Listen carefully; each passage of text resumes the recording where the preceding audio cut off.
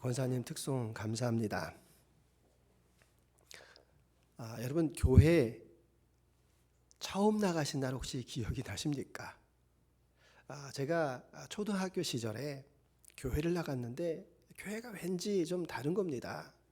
학교는 좀 딱딱하고 엄격한데 교회는 부드럽다, 평안하다, 따뜻하다. 그게 제가 처음 느꼈던 교회 이미지였습니다. 또 그 이미지뿐만 아니라 교회 주변에 계셨던 친구분들, 또 교우들이 저를 잘 대해 주셔가지고 제가 믿음을 잃지 않고 지금까지 이렇게 잘 지내고 있는 것에 대해서 너무너무 감사를 드리고 있습니다. 그래서 우리가 제 자신뿐만 아니라 많은 사람의 이야기를 들어볼 때 사람의 도움이 필요합니다. 사람이 처음에 잘 설 수 있도록 옆에서 도와주는 일이 얼마나 중요한가.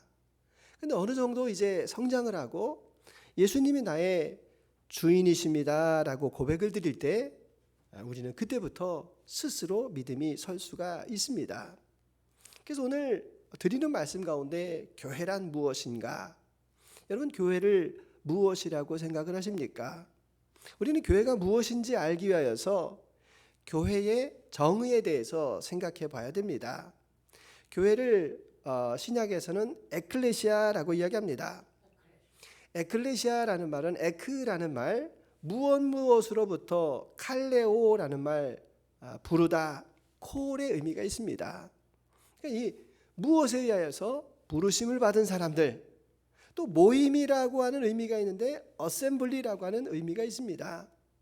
또 구약에 있는 이 교회라는 말을 찾아보면 칼이라는 단어를 쓰고 있는데 여호와께서 부르신 백성. 근데 여호와께서 왜 부르시는가 하면 이스라엘 백성들이 전쟁이 날 때 그 백성들을 부르십니다. 또 국가적으로 아주 중요한 일이 있을 때 그 사람들을 불러주십니다. 그래서 이 에클레시아 칼이라는 그 의미를 다시 한번 정리해 보면 예수 그리스도를 믿음으로 고백한 사람들의 모임, 이것이 바로 교회가 됩니다. 그러니까 교회의 전제는 모임입니다. 모임, 사람들의 모임인데 세상의 모임을 보시게 되면 어떤 이익이라든지 어떤 기호에 따라서 모입니다. 근데 교회라고 하는 것은 그 모임의 중심이 바로 예수 그리스도가 되신다. 이것이 바로 교회입니다. 그러면 우리가 왜 교회가 필요한가? 예수님의 사역을 보시면 우리가 이해하기가 쉽습니다. 예수님의 그 초기 사역을 보시게 되면 하나님의 나라를 보여주십니다. 자, 하나님의 나라를 보여주시는데 어떻게 보여주시는 게 좋겠습니까? 자, 질문을 드리면 하나님 나라에 귀신이 있습니까? 하나님 나라에 악한 것이 있습니까? 없습니다. 그래서 이 땅 가운데 있는 그 귀신을 내어 쫓아주시는 일 보여주십니다. 하나님의 나라에 가면 아픈 사람이 있습니까? 없습니다. 그래서 하나님의 나라가 이 땅에 임하신 것을 보여주기 위해서 병든 사람을 고쳐주셨습니다. 그리고 고쳐주시면서 이야기합니다. 내가 병을 고친 것에 대해서 아무에게도 이야기하지 말라. 근데 그게 가능합니까? 너무 기쁘기도 하고, 야, 이렇게 용한 분을 내가 우리 주변 사람들에게, 친구들에게 소개해줘야지 해가지고 계속해서 예수님에 대한 소문이 갈릴리에 퍼집니다. 그러니까 예수님을 찾아오는 사람들이 얼마나 많은지 그 마가복음 2장에 보면 4명의 그 친구들이 중풍병자를 데리고 왔을 때 용신할 수 없을 정도로, 사람이 들어갈 수 없을 정도로 그렇게 많이 했다라는 이야기입니다. 그러니까 예수님이 하시는 일이 초기 사역을 보게 되면 뭡니까? 아침부터 저녁까지 계속 병 고치시는 일을 합니다. 그러니까 예수님께서도 이제 퇴수를 위하여서 한적한 곳에 가셔서 이방 땅으로 가시기도 하고 배를 타고 먼 곳에 가셨는데 어떻게 알았는지 사람들이 먼저 가서 예수님을 기다리고 있는 그런 형국을 우리에게 보여주고 있습니다. 그러니까 사람들이 원하는 것은 병을 고치는 사람, 인간적인 의사를 원하고 있는 겁니다. 믿음이 중요한 게 아니라니까요. 고쳐달라니까요. 하나님의 나라가 중요한 것이 아니고 우리에게 중요한 것은 지금 우리에게 있는 이 병을 고쳐주시고 우리에게 있는 이 문제를 해결해 주시기를 원합니다라고 하는 그런 현실에 매여 있는 그 예수님을 계속해서 따랐다라는 이야기입니다. 그러니까 예수님께서 이 땅에서 영혼을 구원하기 위하여서 오셨고 이 땅에 그 죄인을 용서하시기 위하여서 하나님의 나라를 선포하기 위해서 오셨는데 그 사역이 어떻게 되는 겁니까? 계속 인간들의 욕심과 요청으로 인해서 계속해서 이렇게 딜레이가 되고 있는 그런 상황입니다. 예수님께서 이래서는 안 되겠다 이렇게 생각을 하시고 이제부터 나의 사역은 십자가와 속죄에 내가 집중하겠다라고 마음을 잡수신 것 같습니다. 그래서 등장하는 본문의 말씀이 16장입니다. 이 마태복음 16장을 보시게 되면 예수님께서 가이사랴 빌립보에서 이제 길을 걸어가다가 우연하게 제자들에게 툭 던지는 이야기로 이야기가 되지만 예수님께서는 이미 마음에 작정을 하신 것이 있습니다. 그래서 제자들에게 물어봅니다. 13절에 사람들이 인자를 누구라 하느냐? 사람들의 소문이 어떻게 났어? 이렇게 물어보니까 말하기 좋아하는 제자들 신나지 않았습니까? 예수님이 세례요한 같대요. 예수님께서 이적을 베푸시는 것을 보고 예수님께서 엘리야와 같대요. 또 말씀을 전하는 것을 보니까 예레미야나 선지자 중에 하나라고 합디다. 이렇게 그 보고 들은 내용을 신나게 막 이야기하고 있습니다. 그때 예수님께서 다시 질문을 하십니다. 그러면 사람들 말고 너희는 나를 누구라 하느냐? 생각을 안 해봤습니다. 그렇게까지 깊이 있게 생각을 해보지 않고 예수님을 따라왔는데 예수님께서 너희는 나를 누구라 하느냐 이런 질문에 그들의 그 아구가 콱 막혀있는 그런 상황입니다. 그때 베드로가 용감하게 고백을 합니다. 마태복음 16장 16절 같이 읽습니다. 시몬 베드로가 대답하여 이르되 주는 그리스도시요 살아계신 하나님의 아들이시니이다. 아멘. 베드로가 대답을 하는데 똑 떨어지는 대답을 하는 겁니다. 완벽한 대답을 하는 겁니다. 신학적으로 탄탄한 대답이었습니다. 뭐라고 이야기합니까? 제가 빨간 색으로 이렇게 마크를 했는데 예수님은 주이십니다. 예수님은 주인이십니다. 예수님은 그리스도이십니다. 예수님은 하나님의 아들이십니다. 이 세 가지의 놀라운 고백을 지금 드리고 있다라는 이야기입니다. 그러니까 여러분 우리가 이 본문의 말씀 가운데에서 예수님께서 얼마나 기뻐하셨을까? 찾았다. 여러분 이렇게 생각하셔도 좋습니다. 내가 중소기업을 운영하고 있는데 정말 기술이 아깝습니다. 내가 나이가 먹어서 이제 은퇴해야 되는데 후계자가 없는 겁니다. 아들한테 얘기했더니 저는 그 중소기업에 관심이 없습니다. 그리고 직원 중에서도 뽑아서 쓰려고 하는데 후계자가 없는데 얼마나 안타깝습니까? 이 공장, 이 기계. 그런데 정말 내 마음에 맞는 사람이 있다면 얼마나 기쁘겠습니까? 예수님이 딱 지금 그런 마음이십니다. 어떤 의미에서 우리가 보시게 되면 교회에 나오는 각양의 이유가 있습니다. 마음의 안정을 위해서, 친구 때문에, 부모님 때문에, 사업을 위해서 새로 이사 와서, 또 이성 때문에 여러 가지 이유가 있지만 정말 중요한 것은 무엇인가 하면 바른 고백 아닙니까? 믿음으로 깨우치는 것, 믿음에 바로 서는 것. 그래서 주님께서도 죄인 한 사람이 회개하면 천국에서는 회개할 것이 없는 99도 기뻐한다 이렇게 말씀하십니다. 베드로 사도가 이야기하기를 믿음의 결국이 무엇이냐? 그것은 영혼의 구원이다 라고 말씀하시는 그 기쁨, 그것을 예수님께서 발견하셨습니다. 그래서 이 완벽한 고백이라고 제가 말씀을 드렸는데 사실 우리도 이와 같은 고백을 드려야만 합니다. 그런데 때때로 우리는 결핍된 기도를 드릴 수도 있고 그리고 빠진 믿음을 보여줄 때가 있습니다. 가장 대표적인 이야기가 마태복음 8장 29절 같이 읽습니다. 이에 그들이 소리질러 이르되 하나님의 아들이여 우리가 당신과 무슨 상관이 있나이까? 때가 이르기 전에 우리를 괴롭게 하려고 여기 오셨나이까? 하더니 아멘. 자, 이게 그들이 누굽니까? 귀신 들린 사람이 예수님을 귀신같이 알아봤습니다. 그리고 예수님에게 뭐라고 이야기합니까?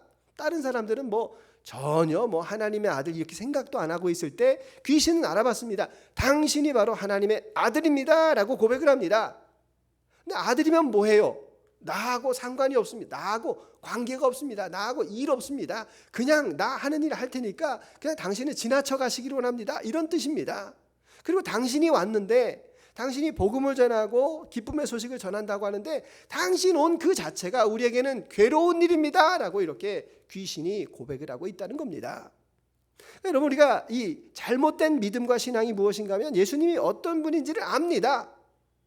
그런데 고백하지 못하는 것이 있는데, 귀신이 절대로 고백하지 못하는 것이 있는데, 그것은 바로 예수님이 나의 주인이십니다.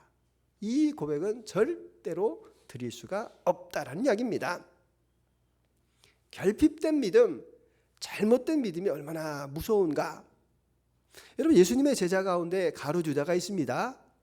가룟 유다가 예수님을 은 30에 팔아 넘깁니다. 왜 팔았게요? 왜 팔았겠습니까? 성경에 보면은 가룟 유다는 욕심이 많은 사람이다 이렇게 이야기합니다. 또 다른 면에서 보면은 가롯은 이제 이 젤로 땅원입니다. 그러니까 예수님을 통해서 무엇을 받는가 하면, 아하, 내가 진짜 사람 잘 봤어. 저 양반이면 이제 군사들을 일으키고 민중의 봉기를 일으켜가지고 이 로마를 쫓아낼 수 있는 그런 지도자야 이렇게 생각했습니다. 그래서 열심히 수발을 잘 들어줬는데 점점 자기의 꿈과는 예수님이 먼 곳으로 가는 겁니다. 사람을 잘못 봤다. 내가 예수를 그러한 지도자라고 하는데 저런 사람 아니구나라고 생각하고 그 마음 가운데 배신감이 얼마나 많이 들었겠습니까? 그래서 어떻게 하지? 그래, 예수를 죽이면 되겠다. 예수를 죽이면 지금 저 따라가고 있는 제자들이 얼마나 지금 열광하고 있는가. 갈릴리에서 온 무리들이 예수님이 죽었다라는 이야기를 들으면 아마 폭동을 일으켜가지고 어떤 큰 이제 사건을 일으켜서 이제 이 혁명이 일어날 수도 있겠다 생각하고 예수님을 팔아 넘겼다라는 이야기입니다.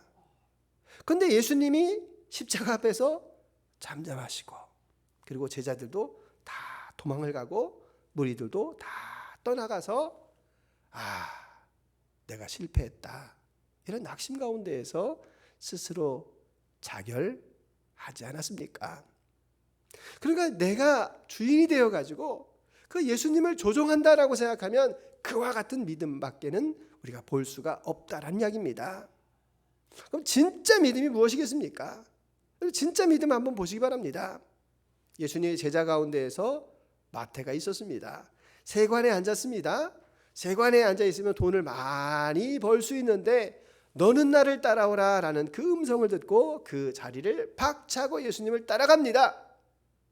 수가성 우물가 여인 한번 보시기 바랍니다. 예수님을 만났습니다. 너무 기뻐가지고 그 물동이를 버려두고 마을로 가서 내가 메시아를 만났다라고 이야기를 합니다. 맹인이었던 바디메오를 보시게 되면 예수님을 만나고 그 병을 고치게 돼가지고 너무 기뻐가지고 자기의 가장 소중한 재산이었던 이 겉옷을 버리고 예수님을 따라갑니다. 삭개오는 평생 아꼈던 자기의 재산, 자기가 올인하였던 그 재산을 예수님 앞에 가난한 사람을 위하여서 내가 나누어 주겠습니다 라고 이야기하고 예수님을 따라갔다라는 이야기입니다. 무슨 이야기입니까? 재산을 버리라는 이야기입니까? 여러분, 그런 이야기가 아닙니다. 그 예수님이 나보다 더 크신 분, 나보다 더 사랑이 많으신 분, 나보다 더 능력이 많으신 분, 나를 가장 선한 길로 인도하시는 분, 나에게 영원한 생명을 가져다 주신 분임을 내가 압니다. 그래서 내가 지금 가지고 있는 이 것들이 더 중요하지가 않습니다. 내가 주님을 위하여서 조개와 같이 버릴 수 있는 그 마음이 바로 여러분 주님께서 기뻐하시는 그 믿음 아니겠습니까? 그래서 그 마음을 주님께서 너무 기쁘게 받아주시고 베드로에게 세 가지를 약속을 해주십니다. 마태복음 16장 18절과 19절에 나와 있는 대로 이 반석에 내 교회를 세우리라. 그러면 이 반석이 무엇이겠습니까? 큰 바위를 반석이라고 하는데 그게 바로 믿음입니다. 이 믿음 위에 내 교회를 세우겠다 말씀하고 계십니다. 그러니까 교회라고 하는 것은 여러분 유력한 사람들이 모여서 세우는 것도 아니고 또 어떤 특정한 사람들 성격이나 성품이나 지역색이나 아니면 연령대나 이렇게 모여서 세워지는 것이 아니라 믿음이라고 하는 그 반석 위에 세워진 것이 바로 교회이다라는 것을 우리에게 말씀해 줍니다. 근데 여기에서 아주 중요한 것이 한 가지가 있는데 그럼 이 반석, 이 베드로를 어떻게 볼 것인가에 따라서 개혁교회로 나눠지고 카톨릭으로 나눠집니다. 카톨릭은 뭐라고 이야기하는가 하면 이 반석이 누구냐? 베드로 아니냐? 베드로가 누구냐? 일대 교황이었다. 바티칸에 베드로가 묻히지 않았느냐? 그래서 바로 그 교황의 수익권을 주장하는 것이 바로 이 내용입니다. 근데 우리가 잘 보시면 베드로, 반석 다른 내용입니다. 베드로라고 하는 것은 페트로스라는 단어를 쓰고 있고 작은 바위라는 뜻입니다. 남성 명사형을 씁니다. 그런데 이 반석이라는 것은 페트라라는 단어를 쓰는데 여성 명사이고 큰 바위를 이야기합니다. 그러니까 가톨릭에서 이야기하는 것처럼 베드로에게 내 교회를 세우겠다라는 것이 아니라 베드로와 같은 고백을 하는 사람에게 그 위에 내가 교회를 세우시겠다라고 하시는 말씀입니다. 두 번째로 약속한 것이 음부의 권세가 이기지 못하리라. 교회의 불멸성에 대해서 이야기합니다. 교회는 주님의 그 사역을 위임받았습니다. 그 위임받은 사역이 예수님이 다시 오시는 그 재림의 순간까지 교회가 영속적으로 이루어질 것을 말씀하고 계십니다. 로마의 그 큰 박해 가운데에서도 네로의 황제와 같은 그런 엄청난 박해 가운데서도 굴하지 아니하고 교회가 세워지고 있지 않습니까? 이 중국 사람들을 우리가 두고 가면 이제 어떻게 하노라고 하면서 울면서 선교사들이 떠났지만 주님께서 그 중국을 지켜주셔서 8천만에서 1억까지가 크리스찬이라고 이야기하지 않습니까? 70년이 지나서 그 혹독한 3대의 그 부자 세습의 그 역사 가운데 동토의 땅 가운데에서도 지금도 살아서 교회를 세우고 믿음을 지켜가고 있는 북한의 지하 동포들이 있지 않습니까? 주님이 오실 때까지 그 어떤 권세도 죽음의 권세도 깨트리는 그 십자가 부활의 그 영광이 바로 음부의 권세를 이기게 하시는 주의 뜻임을 우리에게 말씀해 주고 있습니다. 바로 그와 같은 믿음 위에 천국의 열쇠, 하늘 문을 여는 열쇠를 우리에게 허락해 주시겠다라고 말씀하고 계십니다. 그래서 이제 우리를 주님께서 부르셨습니다. 내가 내 발로 교회에 나온 것 같지만 아닙니다. 주님께서 우리를 부르셔서 저 여러분이 이 자리에 서 있다라는 사실입니다. 그래서 우리는 무엇을 하는 겁니까? 교회에 모여서 무엇을 하는가 하면 바로 교회를 세워갑니다. 무형의 교회와 유형의 교회로 나오는데 유형의 교회라고 하는 것은 이렇게 우리가 모여있는 꿈이 있는 교회를 유형의 교회라고 이야기하고 무형, 보이지 않는 교회가 있는데 그것이 바로 내 안에 있는 교회를 이야기합니다. 고린도전서 3장 16절 같이 읽습니다. 너희는 너희가 하나님의 성전인 것과 하나님의 성령이 너희 안에 계시는 것을 알지 못하느냐. 아멘. 우리가 하나님의 성전입니다. 하나님의 성령이 내 안에 계십니다. 믿음의 고백 위에 이와 같은 믿음을 주님께서 세워주셨습니다. 그런데 한 가지 우리가 궁금하게 생각하고 이해가 잘 안 되는 부분이 주님 맞습니다. 제 안에 이렇게 교회를 세워주셨는데 저는 왜 이렇게 많이 흔들리는 겁니까? 왜 시류 가운데에서 내가 꼿꼿하게 믿음을 세우지 못하고 때로는 넘어지고 낙심하고 실망하고 왜 나에게 이와 같은 시험이 찾아오는 것입니까? 우리가 이렇게 질문해 볼 수가 있습니다. 사실 흔들리는 것이 저희뿐만입니까? 베드로는 안 그랬습니까? 베드로를 잘 보시게 되면 주님께서 이 말씀 가운데 기뻐하시면서 21절에 이때로부터 이제 십자가의 고난에 대해서 말씀합니다. 그러니까 베드로 그와 같은 말을 했음에도 불구하고 22절에서 예수를 붙들고 항변하였다. 예수님을 꾸짖으면서 이야기를 합니다. 주여 그리하지 마옵소서. 주님의 길을 막습니다. 그러니까 주님께서 뭐라고 이야기하시는가 하면 23절에 사탄아 내 뒤로 물러가라. 너는 나를 넘어지게 하는 자로다. 내가 하나님의 일을 생각하지 아니하고 도리어 사람의 일을 생각하는도다.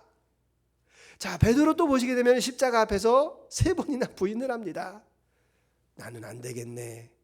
고기나 잡으러 가야 되겠네. 갈릴리로 가서 예수님께서 찾아가 주시고 위로하시는 그 장면들을 봅니다. 넘어지고 일어서고 쓰러지고 세워주시고 왜 이와 같은 일들을 벌이고 계시는 것일까? 그것은 하나님의 사람으로 다듬어 가기 위함이다라는 말씀입니다. 사무엘상 16장에 보시게 되면 사무엘 선지자가 다윗에게 왕으로 기름을 부었습니다. 그러면 왕 그 자리에서 돼야 되는 것 아닙니까? 근데 아닙니다. 10대 때 기름 부음을 받았는데 20년이 지나서 이제 30세가 되어서 왕으로 등극을 합니다. 그 과정 너무나도 잘 아시지 않습니까? 17살에 골리앗을 물리쳤습니다. 인생이 비단길인 줄 알았더니 그것이 가시밭길이 되었습니다. 사울이 죽인 자는 천천히요 다윗이 죽인 자는 만만히로다 라고 하는 그 시기와 질투 앞에 광야로 계속해서 쫓겨갈 수밖에 없었고 죽음의 그 사망의 음침한 골짜기, 오늘 특송하신 것처럼 그와 같은 여호와가 나의 목자가 되시지만 그러나 힘겨운 그 삶을 계속해서 살아가게 됩니다. 왜 그러실까? 좀 쉽게 왕으로 세워주시면 안 될까? 그러나 그 죽음을 통과하게 하시고 그의 그릇을 다듬게 하시고 그가 겸손한 왕이 되도록 주님께서 세워 가신다라는 말씀입니다. 그래서 우리도 주님께서 왕 같은 제사장으로 부르시고 우리를 이 교회를 통하여서 훈련하고 연단시켜 주신다라는 것입니다. 제가 새 가족이 오면 제일 먼저 교회에 대해서 질문을 드릴 때 이런 이야기를 물어봅니다. 보시기에 교회가 친정 같습니까? 시댁 같습니까? 이렇게 물어보면 글쎄요, 친정 아닌가요? 이렇게 대답을 많이 하십니다. 그럼 제가 질색을 하고 대답을 합니다. 아닙니다. 교회는 친정이 아닙니다. 교회는 시댁에 가깝습니다. 이렇게 이야기합니다. 신랑 대신 예수님을 보고 찾아왔는데 내 마음에 들지 않는 시동생도 있고 시누이도 있고 시숙도 있고 시어머니도 있고 시당숙도 있고 내가 선택하지 않았습니다. 그래서 서로 사랑도 하지만 상처를 주기도 하고 상처를 받기도 하고 그러는 과정 가운데에서 주님께서 그 시댁에서 점점 그릇의 부피를 키워 가시는 것 아닙니까? 그 언제 친정이 되는 겁니까? 우리가 주님께서 우리를 부르시는 그 순간 주님의 그 영원한 나라에 가면 그것이 바로 친정이 되는 것입니다. 그러나 우리는 아직도 여전히 시대 가운데에서 살고 있습니다. 신앙생활 힘드십니까? 사람 때문에 괴로우십니까? 낙심되실 때도 있습니까? 트러블이 있습니까? 갈등이 있습니까? 그러나 우리는 인도하시는 주님을 계속해서 바라보고 묵묵히 따라간다라는 사실입니다. 그 사이에 우리의 지경이 넓어집니다. 우리가 행하는 일이 주님께서 기뻐하시는 일입니다. 주님께서 무엇을 기뻐하십니까? 마태복음 28장 19절 20절 같이 읽습니다. 그러므로 너희는 가서 모든 민족을 제자로 삼아 아버지와 아들과 성령의 이름으로 세례를 베풀고 내가 너희에게 분부한 모든 것을 가르쳐 지키게 하라. 볼지어다 내가 세상 끝날까지 너희와 항상 함께 있으리라 하시니라. 아멘. 주님께서 바로 모든 민족으로 제자를 삼아라. 땅끝까지 가서 제자를 삼으라고 말씀하셨습니다. 가서 세례를 베풀고 그리고 예수님께서 말씀하신 모든 것을 가르쳐 지키게 하라라고 말씀하십니다. 그래서 이와 같은 삶이 한마디로 증인의 삶 아닙니까? 보고 들은 대로 배운 대로 전하는 것. 예수님께서 이런 분이십니다. 예수님께서 나에게 이와 같은 일을 행하셨습니다. 그 크신 대사에 대해서 내가 선포합니다 라고 고백하는 것이 증인의 삶이고, 그리고 예수님의 생명으로 살아가는 것입니다. 더 쉬운 말씀으로 세상 사람들이 따라가는 그 시류와 환경으로 따라가지 아니하고 변치 않은 의식, 높은 의식으로 살아가는 것이 바로 교회의 삶, 믿음의 삶이다라는 것을 우리에게 증거하고 계십니다. 제가 얼마 전에 감동받은 얘기가 있습니다. 제가 아는 분이 노래교실을 다닙니다. 노래교실을 다니는데 회비가 2만 원이랍니다. 그래서 한 20명 정도 모이는데, 코로나 시대 때 20명 정도면 많이 모인다고 합니다. 왜냐하면 노래를 하기 때문에 사람들이 겁이 나가지고 모이지를 못하는데, 그 20명인데 그 20명을 유지하기 위해서 어떤 사람은 열심히 음식도 해오기도 하고, 끝나면은 같이 식사도 하기도 하고, 분위기를 재밌게도 하고, 그분이 보니까 이 노래교실에 한 3분 정도가 아주 그냥 열심히 그 선생님을 따라다니는 분이 있다라는 이야기를 들었습니다. 한 번은 다른 노래교실에 다니는 분이 이런 이야기를 합니다. 아니, 다른 데는 다 10,000원 하는데 왜 여기만 2만 원이에요? 그러니까 그 한 분이 발끈하면서, 아니, 비교할 데가 없어서 어떻게 2만 원짜리 선생님하고 10,000원짜리 선생님을 비교하느냐, 이렇게 이야기를 했다라는 이야기를 제가 들었습니다. 그러면서 제 마음 가운데 이런 생각이 듭니다. 그 노래교실을 하더라도 자기의 그 시간을 버려가면서 그 선생님을 위하여서 열심히 자기 일을 감당하고 즐거움으로 하는 분이 있는데, 우리 교회에 그런 분이 얼마나 계실까, 이런 생각이 들었고, 또 한편으로는 나는 정말 주님 앞에 그와 같은 동역자인가 라는 마음도 들었습니다. 정말 주님께서 맡겨주신 일들 위하여서 내가 기쁨과 즐거움으로 그 일을 자발적으로 행하고 있는가라는 그런 마음의 생각을 다시 한번 합니다. 그래서 늘 말씀을 올리지만, 우리 교회가 어떤 교회가 되어야 되겠는가? 우리 교회는 같이 읽어봅니다. 나를 돌아보고 우리가 되고 세상을 품는 교회. 나를 돌아보라고 늘 말씀을 드립니다. 내가 지금 왜 기분이 나쁘지? 내가 지금 왜 화가 나는 걸까? 내가 왜 저 사람에 대해서 미워하고 있는 것일까? 라는 것을 끊임없이 돌아보는 겁니다. 왜냐하면 우리가 하나님을 똑바로 봐야 되는데, 내 자존심이, 내 상처가, 내 미움이, 내 옛사람이 하나님을 똑바로 볼 수 없게 만든다라는 것입니다. 그러니까 내 안에 있는 이 옛사람을 처리하지 아니하고는 우리가 하나님을 바르게 볼 수가 없기 때문에, 내 안에 있는 이 옛사람을 처리하기 위하여서 십자가 부활을 우리가 늘 기억하며 살기 위하여서 나를 돌아보는 것이 중요합니다. 또 우리가 되는 것입니다. 우리라고 말할 때 나의 모습이 얼마나 부끄럽습니까? 내가 얼마나 연약합니까? 얼마나 넘어지기 쉽습니까? 얼마나 세상의 환경에 따라서 바뀌는 나입니까? 그런데 감사하게도 내가 넘어질 때마다, 내가 흔들릴 때마다 나의 지체가 나를 도와주고 있습니다. 서로 연약하다는 것을 고백하고 하나님을 더 의지하기를 원합니다. 여러분, 우리가 왜 용서하고 용서하지 못하는 겁니까? 용서할 수 있는 사람은 누굽니까? 용서할 수 있는 사람은, 맞아, 저 사람이 나에게 실수를 하고 나를 화나게 했지만 나도 저 입장이 되면 나도 그럴 수밖에 없어 라고 자신의 약함을 고백하는 사람은 용서할 수 있다는 겁니다. 용서하지 않는 사람은 어떤 사람입니까?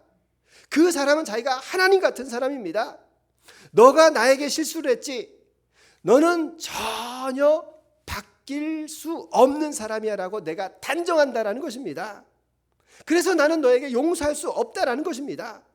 너가 실수한 것 나는 절대로 실수 안 한다라고 스스로 다짐하는 사람이 바로 교만한 사람, 용서하지 못하는 사람 아니겠습니까? 그래서 우리는 끊임없이 나의 약함을 보고 서로 용서하고 서로 도와주는 그런 지체가 필요한 것 아닙니까? 그 사람이 바로 세상을 품을 수가 있습니다. 오늘 우리 시대를 보게 되면은 땅이 얼마나 고통스럽습니까? 하늘의 공기가 얼마나 어렵습니까? 식물들이 자라기가 얼마나 힘듭니까? 동물들이 얼마나 괴롭겠습니까? 산천과 이 모든 것들이 이 죄로 인하여서, 인간의 욕망으로 인하여서 피조물들이 로마서에서 나오는 것처럼 예수님 견딜 수가 없습니다, 빨리 와주세요라고 피조물이 탄식하고 있는 그런 세상을 우리가 지금 살아가고 있지 않습니까? 이 세상 가운데에서 예수님께서 보이셨던 그 높은 의식, 예수의 생명을 전하며 살아가는 것이 바로 우리 교회가 감당해야 될 그 일들 아니겠습니까? 그래서 우리는 하나님은 고독한 종교를 알지 못합니다, 천국은 혼자 가는 곳이 아닙니다 라고 하는 그 웨슬레의 말을 다시 한번 기억합니다. 교회가 어떤 곳입니까? 믿음으로 모인 곳입니다. 예수님이 나의 주인이 되십니다. 나는 아무것도 아닙니다 라고 고백을 하는 사람들이 모여 있는 곳입니다. 나도 실수할 수 있고, 나도 용서받아야 되고, 나도 연약한 자입니다 라고 고백을 하고 서로 용서하고 용서할 줄 아는 그러한 것이 교회가 아니겠습니까? 그래서 넉넉한 마음으로 세상을 품습니다. 예수님께서 우리에게 맡겨주시는 그 위임되어진 삶을 믿음으로 살아내는 것이 바로 교회고 저희들 아니겠습니까? 그래서 주님, 제가 교회가 되겠습니다, 제가 교회입니다, 제가 교회로 세상 가운데서 복된 삶을 살기를 원합니다, 이런 믿음의 고백으로 나가시는 저와 여러분들이 다 되시기를 주의 이름으로 축원합니다. 주님 감사합니다. 우리를 교회로 세워주신 것 감사합니다. 우린 연약하고 부족하고 주님 때때로 고집스러울 때가 있습니다. 내 자존심을 꺾지 못할 때도 있습니다. 그러나 주님께서 나에게 보여주신 그 십자가의 길을 묵묵하게 감당하기를 원합니다. 그것을 세상 속에서 함께 나누며 살기를 원합니다. 내가 교회가 되어서 이 땅 가운데 빛으로 복음으로 살아내는 귀한 역사 넘쳐나게 하여 주시옵소서. 감사드리며 예수 그리스도의 이름으로 기도드립니다. 아멘.